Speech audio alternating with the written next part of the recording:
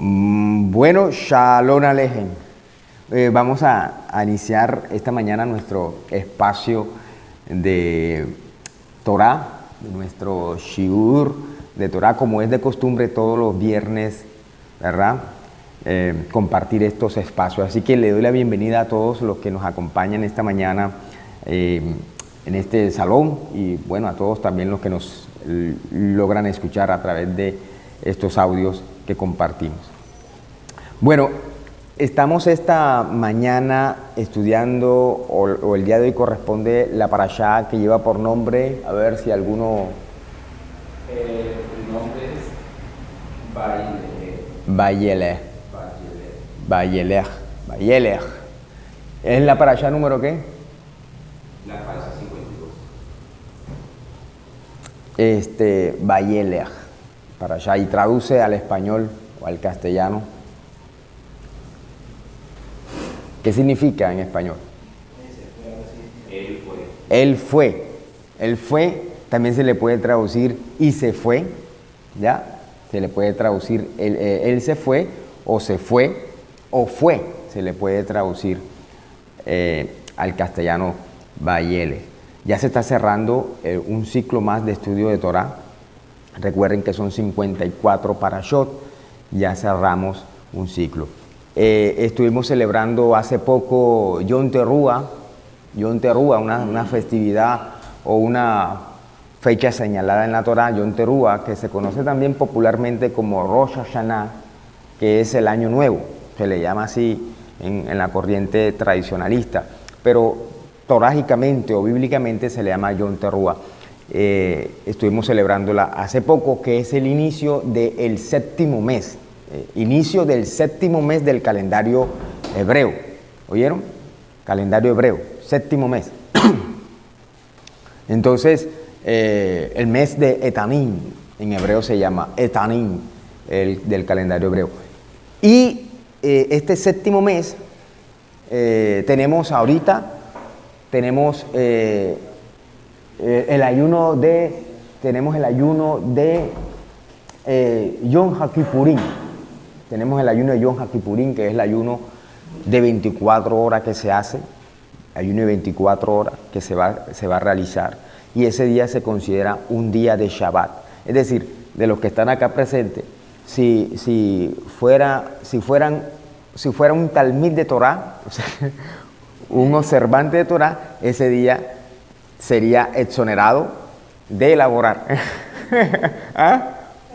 Sería un festivo, exacto, es un Shabbat, es como un Shabbat, es un Shabbat feriado, ya. Entonces, ese día tiene que estar completamente en ayuno y en plegaria, en oración, en ruego. Y bueno, posteriormente viene la fiesta de Sukkot, que es la fiesta de las cabañas o de las enramadas, que es popularmente cuando nace nuestro santo maestro Yeshua Sar Hapanim.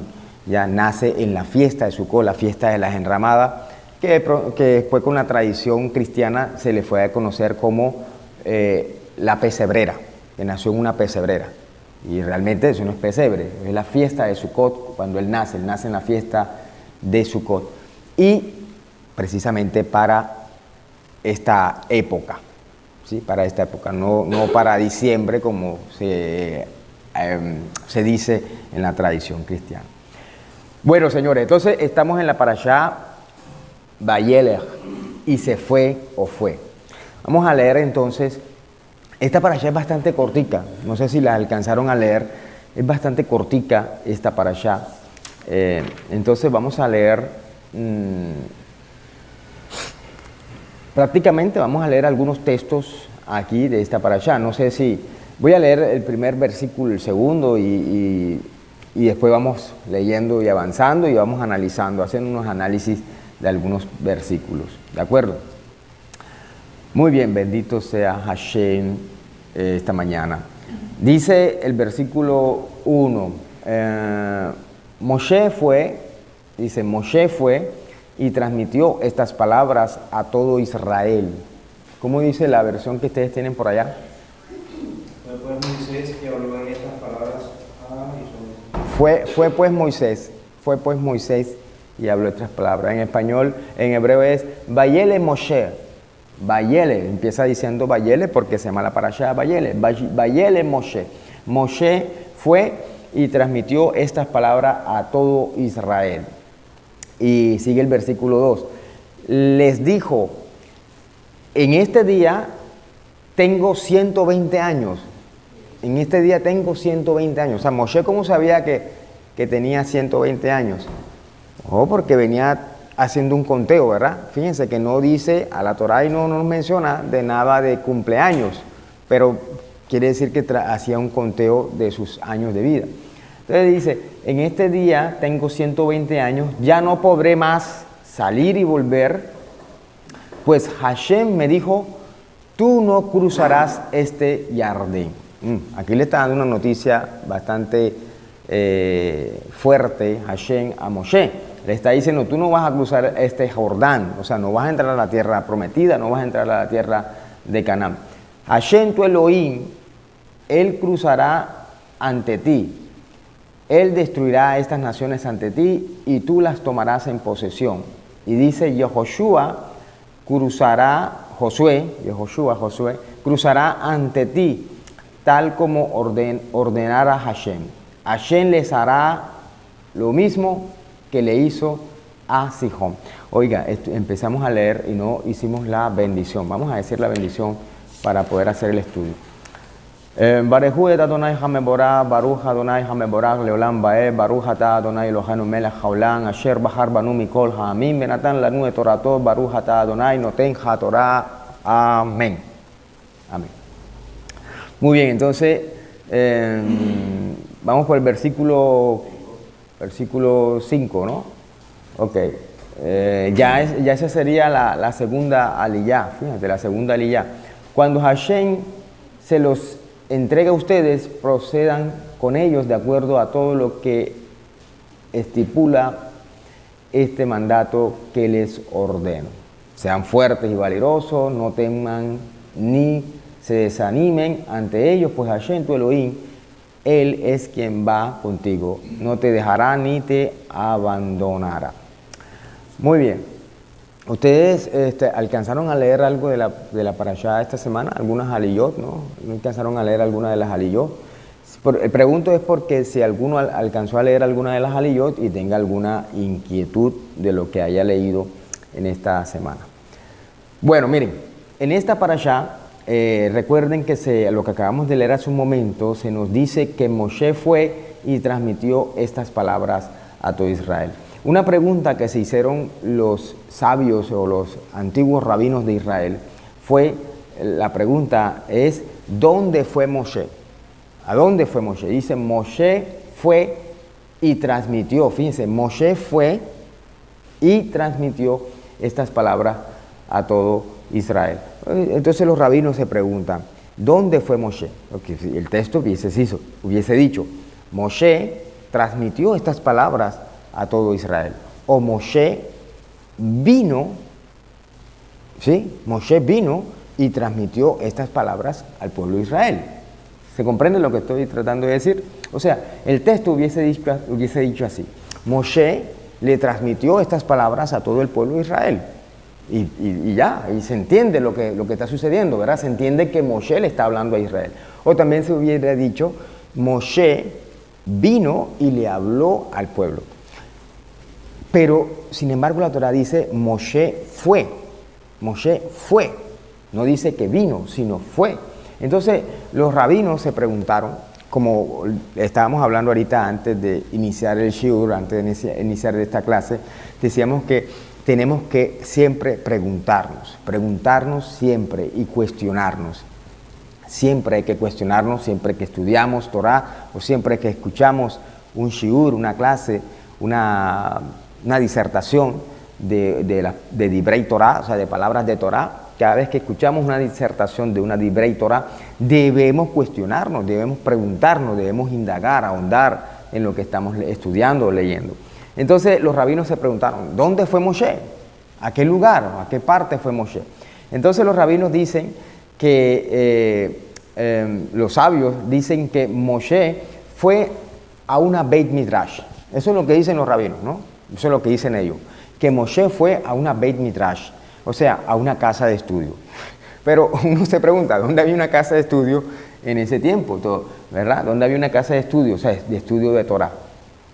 Antes de ir al pueblo de Israel, él fue a una Beit Midrash para después, posteriormente, transmitirle las enseñanzas descritas en el contexto. Y así que Moshe fue primero a estudiar, a agudizar su conocimiento. Moshe primero recibió la Torah directamente del Supremo Creador, de HaKodesh Baruj Hu, el Santo y Bendito sea, y luego va al pueblo de Israel a enseñárselas o a transmitírselas, ¿sí? Eso es lo que hace Moshe. O sea que cuando los rabinos se preguntaron o se cuestionaron ¿dónde fue Moshe? Moshe primero fue a aprender Torah. Eso fue lo primero que hizo Moshe. Primero Moshe, antes de ir a transmitírselas al pueblo, ¿qué fue lo primero que hizo? Fue a aprender Torah. Eso fue lo primero. Fue a aprender Torah para luego poder ir a transmitírsela o a enseñársela al pueblo. Entonces, esto nos enseña que nosotros debemos transmitir Torah, debemos comunicar la Torah. Esto es lo primero que nos enseña. Debemos transmitir la Torah, debemos comunicar la Torah, pero antes de comunicar la Torah, antes de transmitirla, ¿qué es lo que hay que hacer? Aprender la Torah. Es lo primero, hay que aprender Torah. Porque aprendiendo Torah es que podemos después transmitirla. ¿Sí? No podemos transmitir Torah si no conocemos o no sabemos Torah. Entonces lo primero que hay que hacer es conocer Torah, aprender Torah y luego transmitir Torah. Ahora, la pregunta que me hago esta mañana es, en el tiempo que nosotros tenemos de estar estudiando Torah con ustedes acá, de estar compartiendo Torah con ustedes aquí, ¿qué tanto han aprendido ustedes de Torah? ¿Qué tanto ha cambiado su perspectiva en cuanto a su concepción de la vida y de la creación o de Dios? ¿Ha cambiado algo? ¿Ha cambiado algo la concepción? ¿Ustedes creen que los estudios de Torah, o sea, estos espacios que tenemos en las mañanas, les ha ayudado en algo? ¿Han aprendido algo? ¿Ha mejorado en algo su percepción de Dios? ¿O creen ustedes que no, que han seguido igual, o ha habido alguna, ¿cómo diríamos? Alguna remodelación? ¿Alguna remodelación? ¿Qué dicen ustedes? ¿Sí?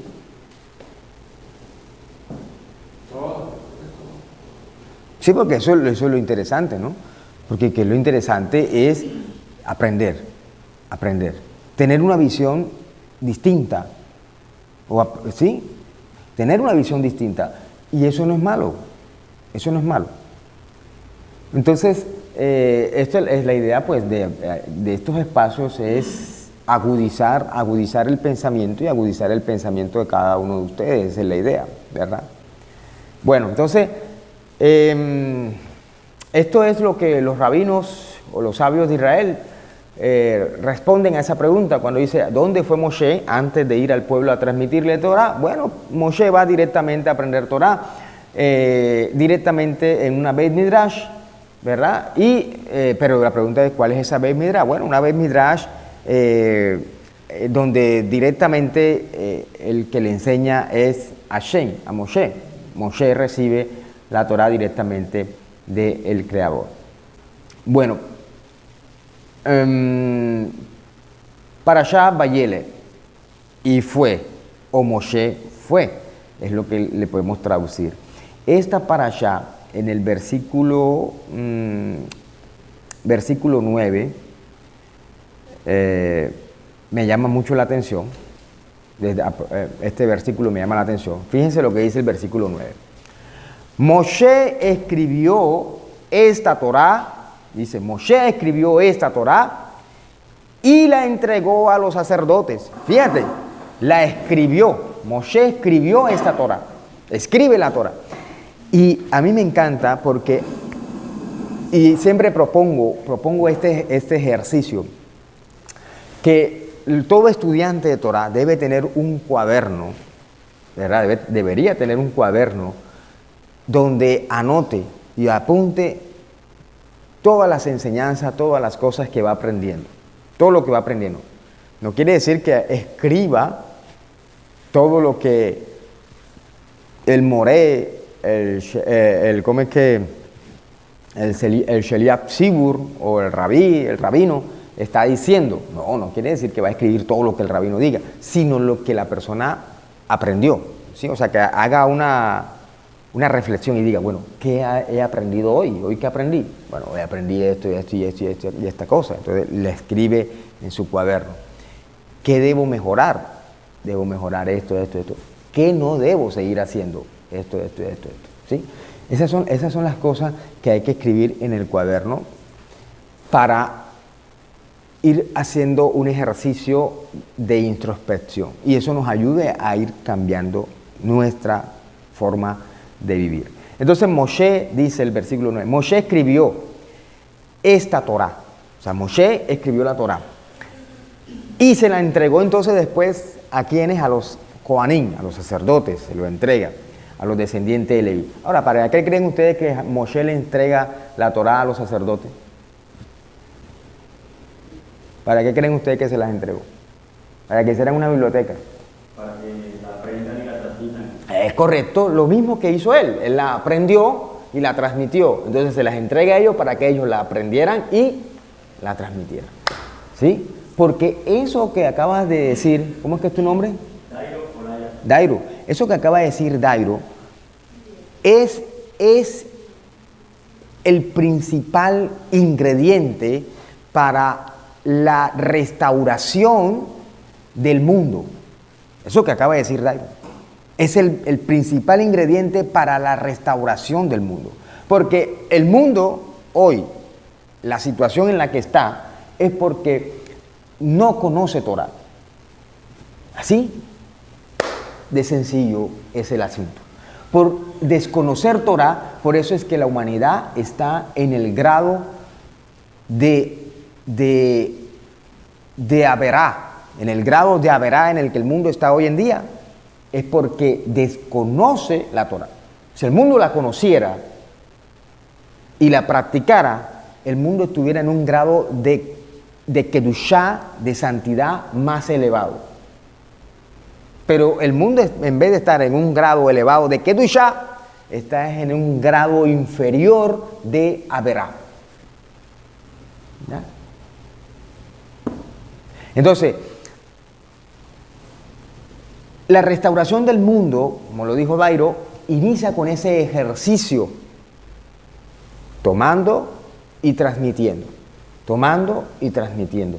Por eso nosotros como padres, los que son padres, tenemos el compromiso ante Hashem de enseñarles a nuestros hijos Torah. Tenemos que enseñarle a nuestros hijos Torah. Y dice el versículo 1, Moshe fue y transmitió estas palabras a todo Israel, a todo el pueblo de Israel, a todo. ¿Eso qué quiere decir a todo el pueblo de Israel? Que habían mujeres, habían hombres, habían ancianos y habían niños. Habían niños. Entonces nosotros tenemos el compromiso ante Hashem de enseñar a nuestros hijos Torah. La pregunta es, ¿les estamos enseñando Torah a nuestros hijos? Entonces, ¿qué le espera a la próxima generación? ¿Qué le espera a la próxima generación? Esas son las preguntas que tenemos que empezar a decirnos. ¿Y qué le esperará a la generación después de esa? Porque si ellos no aprenden Torah, ¿qué les espera a ellos? ¿Y qué les enseñarán ellos, esa generación? ¿Qué le enseñará a su otra generación? ¿Sí bien? Entonces, la restauración, el tikkun olam, como se le llama en hebreo, el tikkun olam, la rectificación del mundo, inicia con el tikkun nefesh, que es el tikkun personal, el tikkun de cada uno de nosotros. Y nuestra tarea es enseñar, transmitir la Torah a nuestros hijos, enseñársela. Ahora, si nosotros de pronto por nuestras distintas ocupaciones no tenemos la manera o no tenemos el conocimiento de Torah para enseñarles a ellos. Entonces, para eso están los centros de estudios de Torah, o están las personas, los maestros de Torah, para enseñarles Torah a nuestros hijos, ¿ya? Para enseñarle Torah a nuestros hijos. Y ahí es donde surgen entonces las escuelas de Torah, para que nuestros hijos vayan y estudien y aprendan Torah. Eso es importante. Entonces dice que Moshe la escribió y se la dio a los descendientes de Leví, a los sacerdotes, dice, portadores del arca de la alianza de Hashem, portadores del arca de la alianza. El arca es el pacto de la alianza, el pacto, había un pacto, y era que los Kohanim debían portar el arca de la alianza de Hashem, y se la entregó a todos los ancianos de Israel. Interesante eso ahí. Ahora, el versículo 10, presten atención, dice, entonces Moshe les encomendó lo siguiente. Mira lo que dice Moshe. Moshe hace una recomendación. Al cabo de cada periodo de 7 años,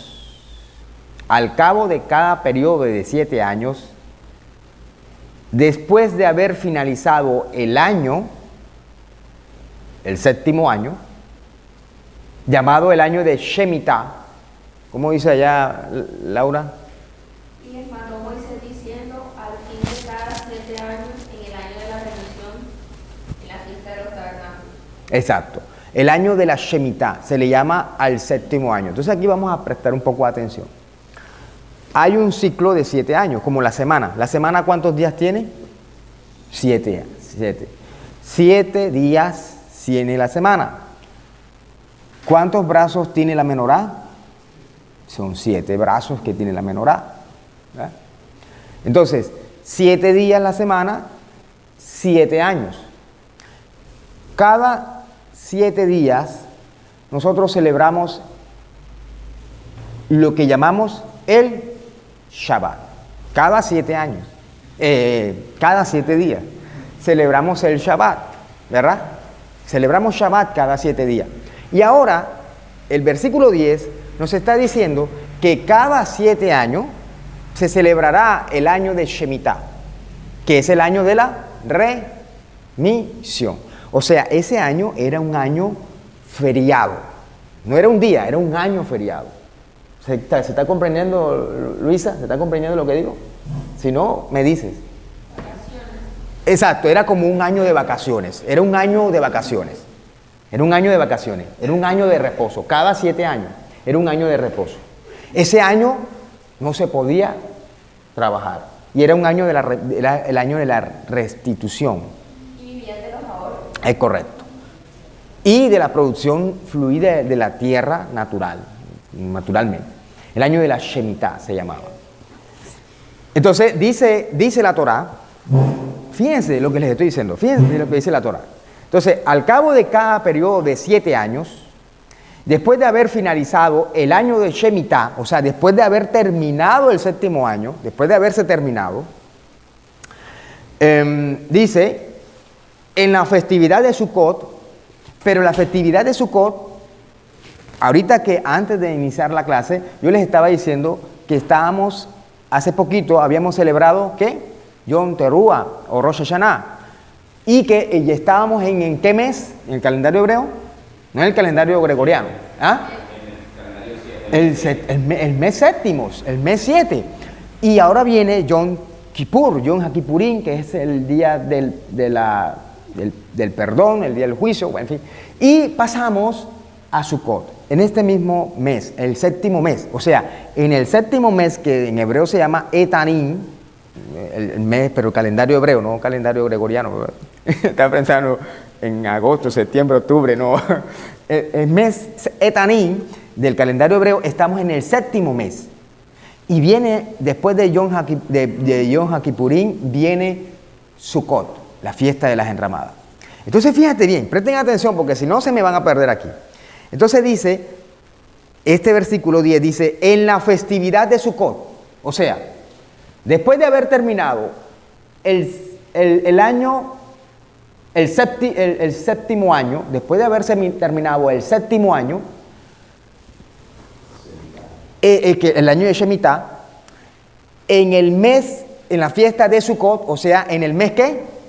En el mes 7. Fíjense el 7, fíjense el número 7 cómo juega un papel importante en todo esto. Después de haber terminado el año séptimo, Shemitah, en el mes 7, en la fiesta de Sukkot, que es donde dice aquí, en la festividad de Sukkot, la fiesta de las cabañas, versículo 11, dice, cuando todo Israel vaya a presentarse ante Hashem. ¿Por qué dice así? Porque de las 7 Moadim, o sea, de las 7 festividades o convocaciones o tiempos señalados, en hebreo se dice Moadim, tiempo señalado, que se le traduce como festividades, pero realmente son tiempos señalados. Entonces, de esas 7 festividades que se tienen descritas o prescritas en la Torá, hay 3 fiestas que son las fiestas de la peregrinación, que son fiestas que los antiguos hebreos, donde estuvieran, tenían que viajar a Jerusalén, tenían que desplazarse a Jerusalén cada vez que venían estas fiestas. ¿Se entiende? ¿Se entiende? ¿Se entiende, Omar? Allá se está entendiendo lo que estoy diciendo. O sea, tenían que viajar cuando venía esta fiesta. ¿Cuáles son esas fiestas? Una fiesta es Pesa, la otra fiesta es Shavuot, Pentecostés, y la otra fiesta es Sukkot, las cabañas. Son las 3 fiestas en las que los antiguos hebreos debían viajar a Jerusalén para celebrar esa fiesta en la tierra de Jerusalén. Fiesta de Pesa, que es Pascua, fiesta de Shavuot, que es la fiesta de Pentecostés, y la fiesta de Sukkot, que es la fiesta de las enramadas o la fiesta de las cabañas. Estas 3 festividades, el pueblo hebreo tenía que viajar a Jerusalén para celebrar esa fiesta allá. Por eso dice, para presentarte ante Hashem, tu Elohim, en el lugar que Él elija, o sea, en el Bet HaMikdash. El Bet HaMikdash es el sagrado templo, el templo de Jerusalén. Estuvo claro lo que dijo, fue muy enredado. O sea que en este tiempo casi todos viajan a Jerusalén. Exacto, tendrían que viajar a Jerusalén a celebrar, tendrían. ¿Por qué tendrían? Porque estaba allá en Jerusalén, estaba el Bet HaMikdash, o sea, el sagrado templo. Pero hoy en día, el sagrado templo no está en Jerusalén. El sagrado templo fue destruido. Fue destruido el sagrado templo. Entonces, ya no se puede viajar a celebrar, o sea, sí se puede viajar, pues, lógicamente, tú puedes ir y celebrar allá la festividad, pero la misbat o el mandamiento tendría mayor injerencia, mayor conectividad, mayor energía, mayor fuerza si el sagrado templo estuviera en pie. Como no está en pie el sagrado templo, entonces tú puedes ir a celebrar la festividad allá en Jerusalén, por supuesto, pero no está el templo, ¿sí? Entonces, celebrarla en la diáspora, o sea, en la diáspora quiere decir en cualquier lugar del mundo, celebrarla, pues también se puede hacer, ¿sí? Porque no está el templo. ¿Se comprendió? Entonces dice, en el lugar que Él elija. Entonces, miren lo que, ahora lee lo siguiente, Laura, lee lo siguiente, ahí. ¿Cuál? ¿El 12? No, en el 11, ¿dónde estamos? Cuando viniere todo Israel a presentarse delante del Eterno tu Dios en el lugar que escogiere, leerás esta ley delante de todo Israel a Dios de ellos. Ok, leerás esta ley, o sea, leerás esta Torá. Lo que nos hace inmediatamente entender que la Torá inicialmente, oigan lo que voy a decir, inicialmente la Torá era leída ante todo el pueblo en el tiempo señalado, o sea, cada 7 años, cada 7 años, el pueblo escuchaba leer la Torá. Exactamente. O sea, todos se colocaban de pie y leían la Torá. Y todo el pueblo escuchaba la lectura de la Torá. Mujeres, niños, ancianos, todos escuchaban la lectura de la Torá. ¿Cada cuánto tiempo? Cada 7 años. Pero hoy tenemos la facilidad de tenerla en la casa. Hoy tenemos estos libros impresos donde está la Torá allí para leerla y estudiarla a diario. A diario, pero anteriormente se leía cada 7 años. Pero no quiere decir que, anda, cada 7 años la leía y entonces, ¿y el resto de los años qué? No, el resto de los años los levitas, los coanín, los sacerdotes, se la enseñaban al pueblo.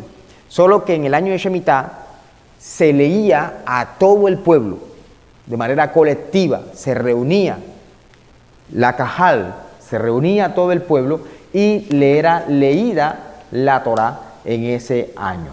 ¿Sí? En ese año le era leída la Torá a todo el pueblo. Pero vamos a mirar detalladamente algo que hay aquí. Miren lo que hay aquí.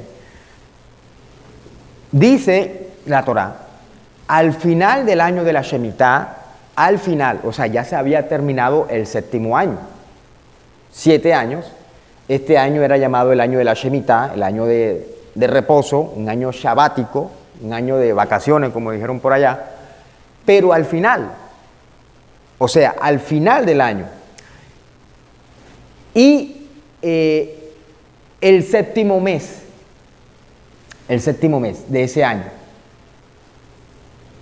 ojo con esto, quiere decir que realmente, la Torá se leía al final del 7º año, iniciando ¿qué? Iniciando el año número 8. El número 8. Iniciando el número 8. O sea, eran ciclos de 7 años. Ciclos de 7 años. Entonces, se terminó este ciclo. Va a empezar otro nuevo ciclo de 7 años más. ¿Verdad? Pero se termina este año, este 7º año, que es el Shemitah. Pasamos a otro ciclo de 7 años más.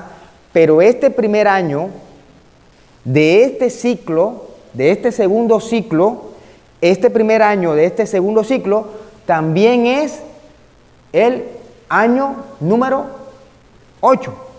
¿Se comprende? ¿Se entendió? ¿No se entendió? Se leía la Torá comenzando el número 8, exacto. como para la bendición de todos los años. Es correcto, exactamente. O sea, era el año número 8, pero a su vez era el año primero del segundo ciclo de esos 7 años. ¿Se entendió? ¿Se comprendió? Clarito, ¿no? Ahora, el número 8 en gematría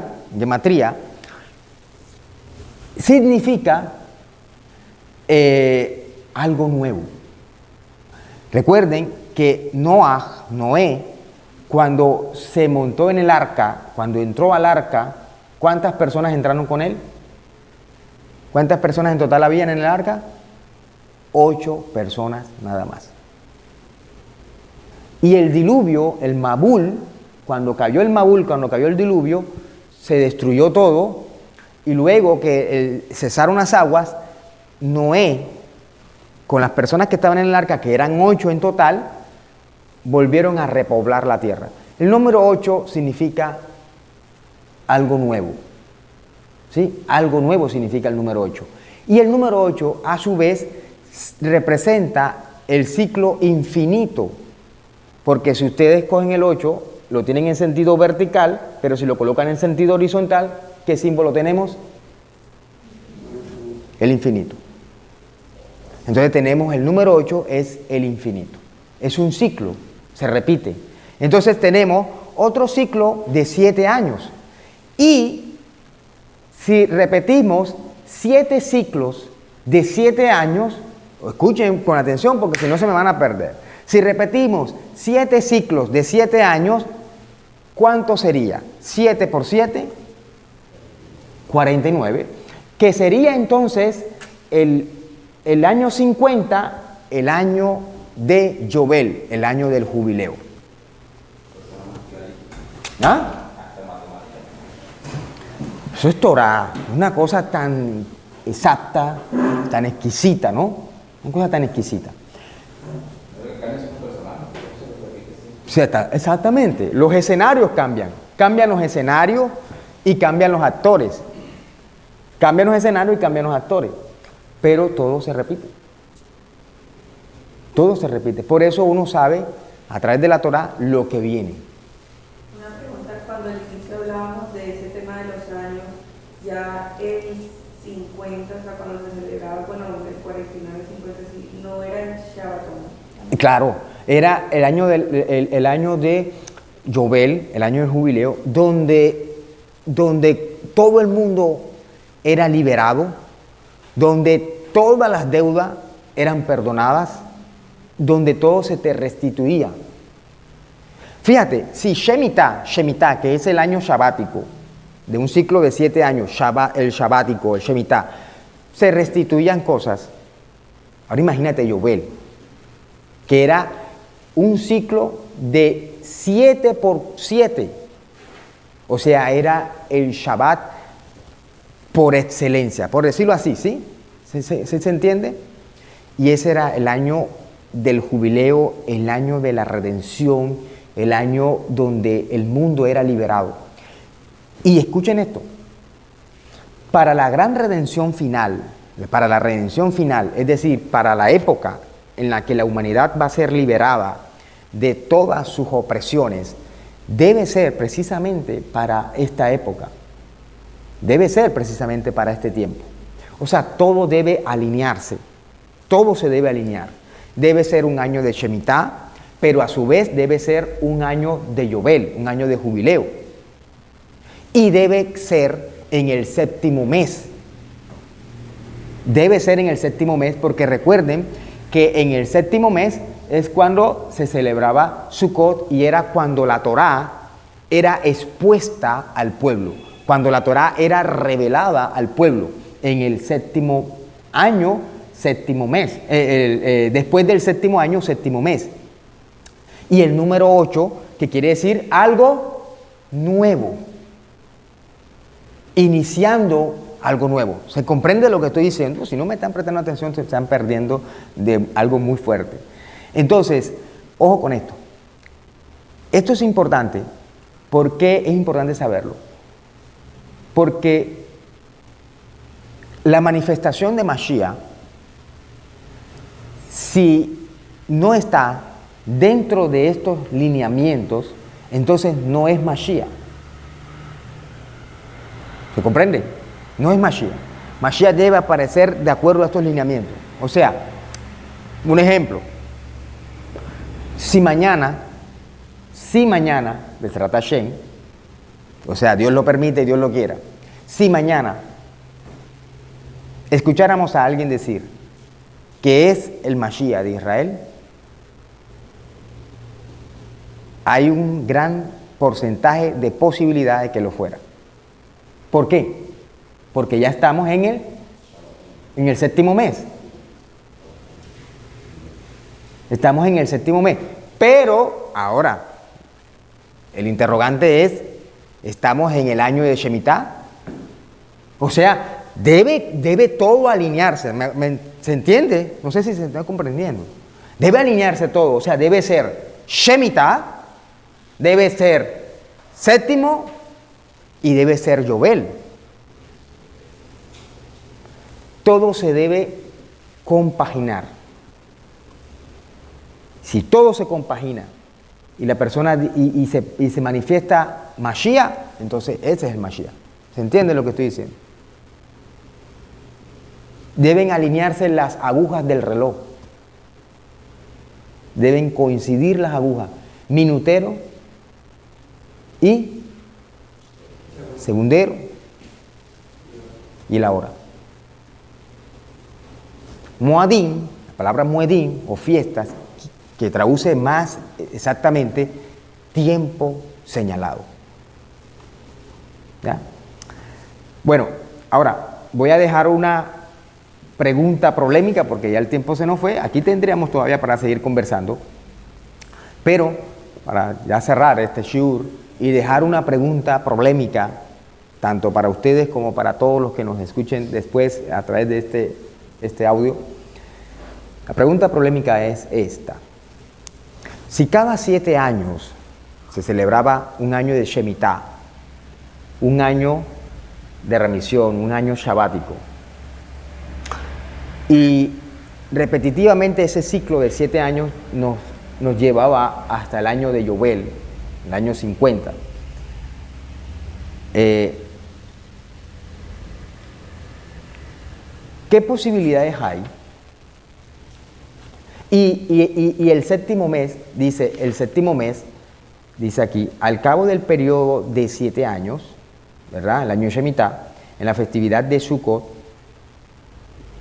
o sea, en el séptimo mes, cuando todo Israel vaya a presentarse delante de Hashem tu Elohim, esta Torah va a ser leída a todo el pueblo, deberás reunir a todo el pueblo. Versículo 12 dice, hombres, mujeres, niños, al prosélito. ¿Qué quiere decir el prosélito?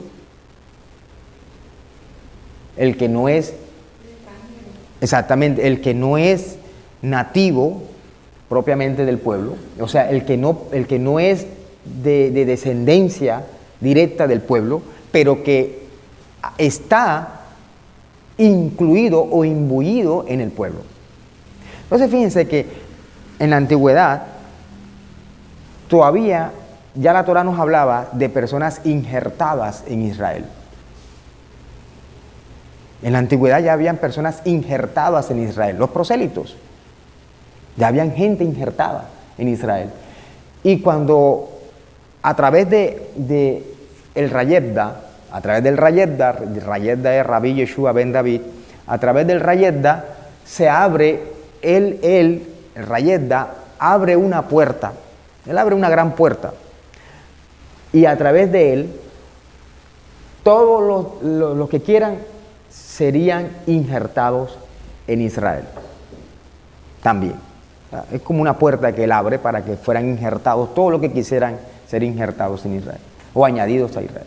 Entonces dice, el prosélito que vive en tus poblaciones para que escuchen y aprendan a reverenciar a Hashem su Elohim y cumplan todas las palabras de esta Torah.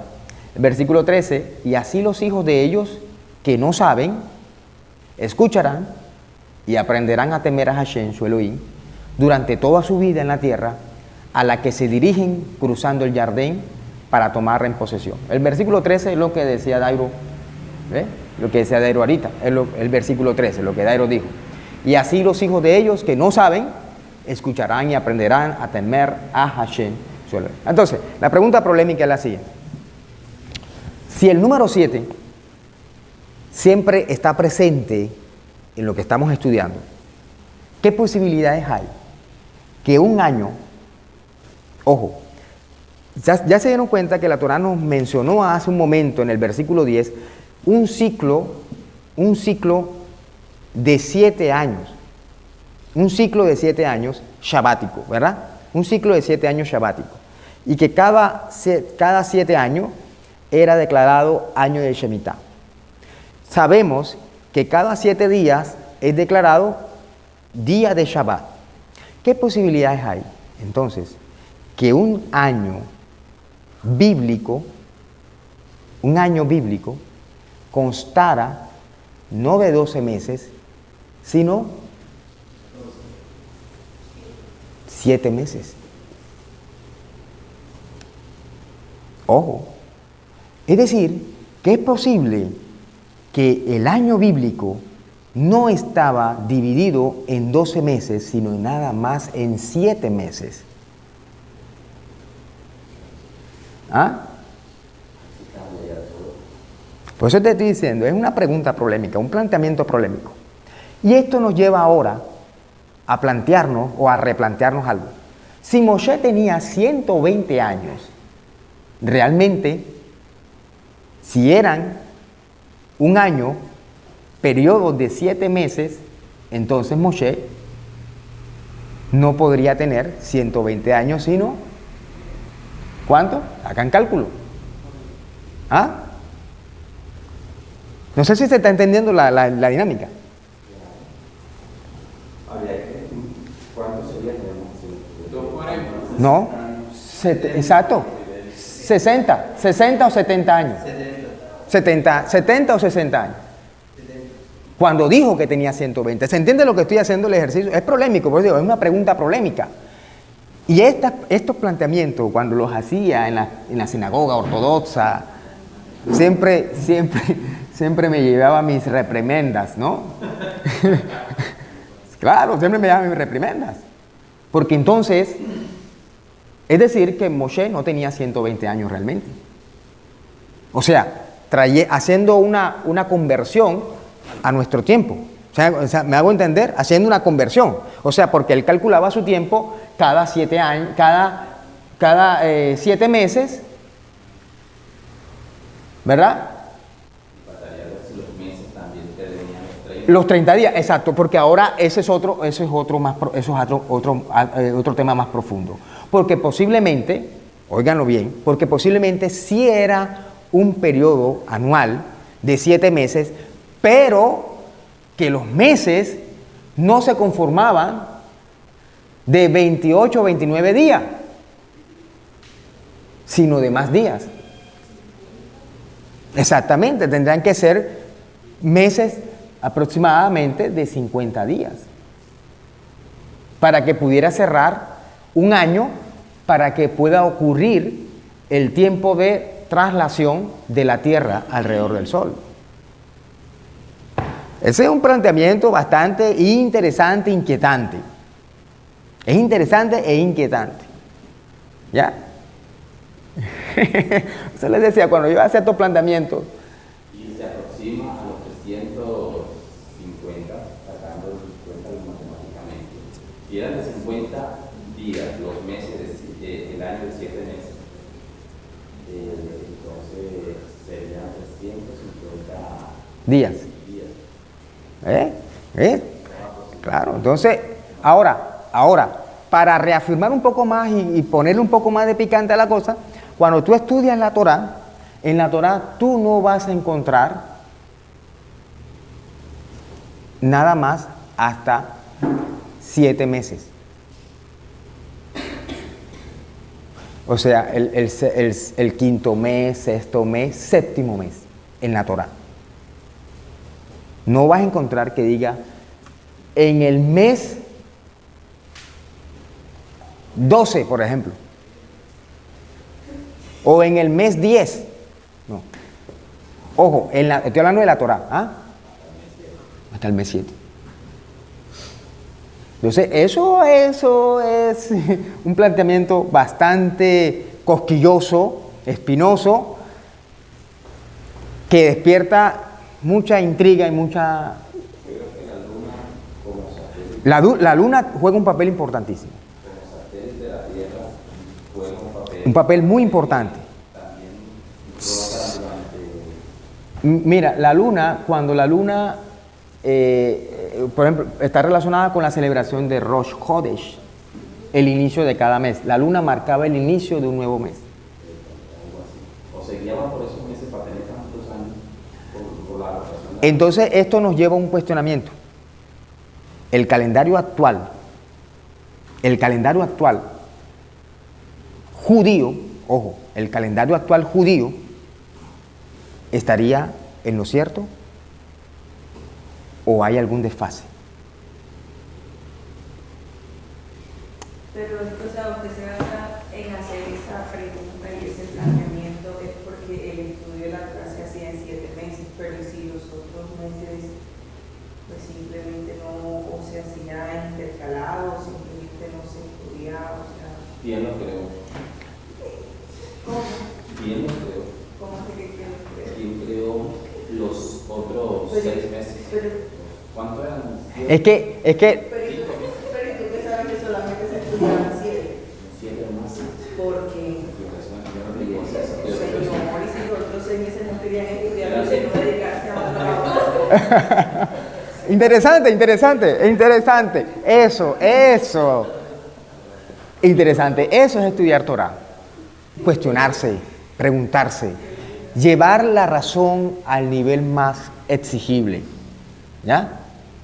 Y es valedero lo que ella dice, también. Pero hay que estudiar todos los planteamientos. Se estudian todos los planteamientos. Es como por lo menos cuando dicen que trabajan 6 días para dedicar el séptimo. Y si pues solamente se hablara así o sea, sí se trabaja 6 días para dedicar el séptimo, pero entonces y si en todos lados solo fueran 6 días, porque el trabajo en la Torah dice que son 6 días. Mira que ahí mismo están diciendo que el séptimo es para dedicarlo. Y si fuera igual en la palabra, o sea, si se estudiara... Se estudiara nada más el año de Shemitah y el resto del tiempo se dedicaban a trabajar y nada más. Sí, son planteamientos que hay. Porque no solo Dios haría estudiar y pues... Y eso es lo que hay que hacer, el cuestionarse, el analizar, el estudiar, el ver todas las posibilidades.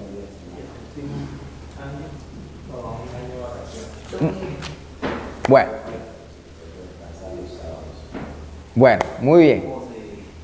Bueno, Baruch Hashem, esa es la idea. La idea es esa, de poder explorar en el pensamiento y exigir nuestro nivel de razonamiento en todo este tema. Fíjense que estuvimos hablando de esto que encapsula una cantidad de cosas llamativas para poder aprender o replantear, porque a partir de ahí, por eso dije una pregunta polémica, porque a partir de ahí tendríamos que decir, ¿será que el calendario actual judío está en lo correcto o hay algún desfase? ¿Y será que entonces los antiguos nada más contaban sus años a través de periodos de 7 meses, literalmente, o cuando hablaban de 7 meses, hablaban de meses, pero no de un mes de 29 días, sino un mes que se constituía por más días? ¿Sí? O sea, todo eso hay que plantearlo. O sea, en otras palabras, podríamos decir que entonces el calendario antiguo hebreo no estaba dividido en 12 meses, sino en 7 meses, todo un año, 7 meses, y que cada mes se dividía por un número mayor de 28 días o 29 días para poder cerrar o completar el ciclo de traslación de la Tierra alrededor del Sol. ¿Se comprendió lo que dije? ¿Sí? ¿Está bien? Ok, perfecto. Entonces son planteamientos que hay que hacerse. Y eso nos lleva a terrenos todavía más delicados, nos lleva a tierras movedizas, nos traslada a tierras movedizas. Bueno, muchachos, Baruch Hashem, gracias damos al Creador por la oportunidad que nos ha permitido de estudiar estas palabras de Torah el día de hoy, la mañana de hoy. Bendito sea Hashem por siempre. Nos ha quedado algunas cositas ahí en el tintero, pero bueno, el siguiente ciclo, en el siguiente ciclo de Torah, lo analizaremos con más detalle. Baruch Hashem.